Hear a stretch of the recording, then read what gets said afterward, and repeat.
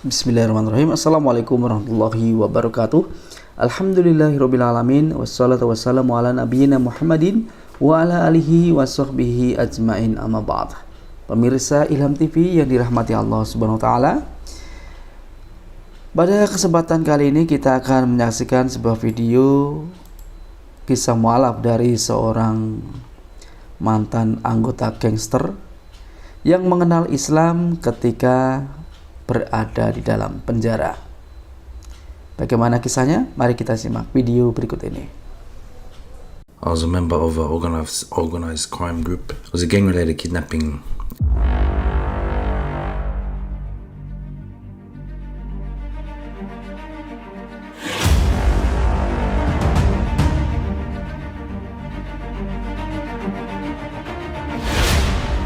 So, those of you who know me know that my life has been very colorful, and like a lot of other people's have been, not just mine. But last year I got released from prison, so I've done 3.5 years, or 3 years 3 months. I was a member of an organized crime group, as they like to say, and what I got charged with initially was a kidnapping. It was a gang-related kidnapping, and I also got charged with commercial drug supply and firearm. And what happened was, I pled guilty to everything. So I don't know if you know how it works in Australia, but if you plead guilty to everything runs concurrent. So what happened was, my legals, they negotiated that the kidnapping got downgraded to take and detain, and the firearm, it didn't have my prints or DNA on it. It actually had someone else's fingerprint on it. And the commercial drug supply, well, they couldn't prove that I was actually supplying the drugs. So obviously those drugs there in the garage of the house I was staying at, and they couldn't recover any text messages or any cash or anything that linked me to supplying the actual drugs. So all they could get me for was warehousing. And the firearm was in the same bag as the drugs. It was in a gym bag. My DNA was on the strap of the gym bag.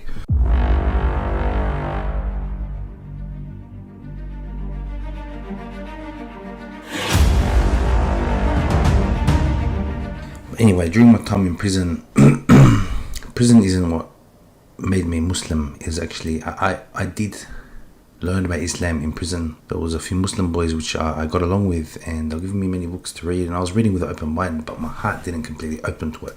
That was my first experience with it.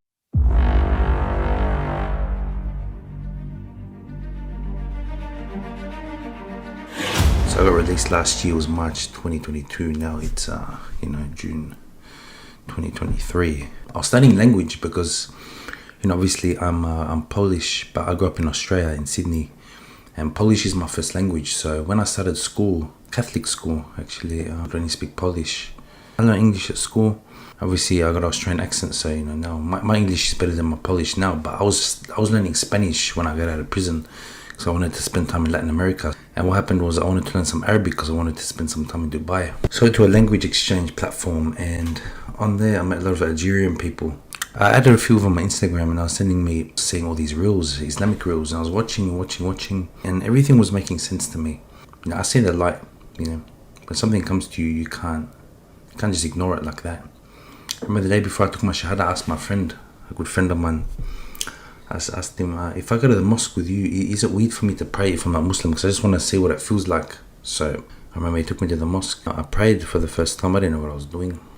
I was just following what he was doing, and I remember the hairs on my arms stood up, and I felt goosebumps all over my arms, and I had a tear roll down my face.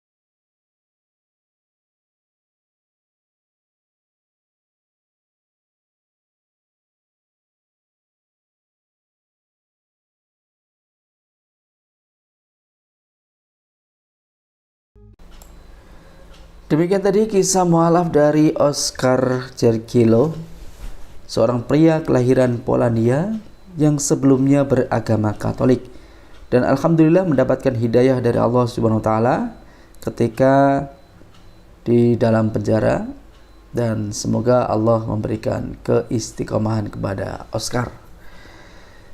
Baiklah, sampai di sini dulu perjumpaan kita. Semoga bermanfaat dan semoga menginspirasi Anda semuanya untuk tetap istiqomah di dalam dinul Islam. Dan bagi Anda yang telah menyaksikan video ini, jangan lupa untuk klik like, share, dan subscribe channel Ilham TV. Wassalamualaikum warahmatullahi wabarakatuh.